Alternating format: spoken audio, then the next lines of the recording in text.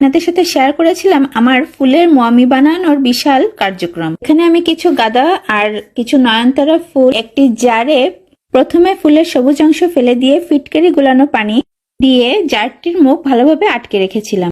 ভেবেছিলাম প্রায় মাসখানেক পরে এটি খুলে দেখবো আদৌ মমি হয়েছে কিনা। এখন ঘটনা হচ্ছে জারটিতে পানির পরিমাণ বেড়ে যাচ্ছে আর ফুলের পরিমাণ কমে যাচ্ছে, অর্থাৎ চেপে যাচ্ছে ফুলগুলি। তবে ফুলগুলি কিন্তু একটু পচে যাচ্ছে না।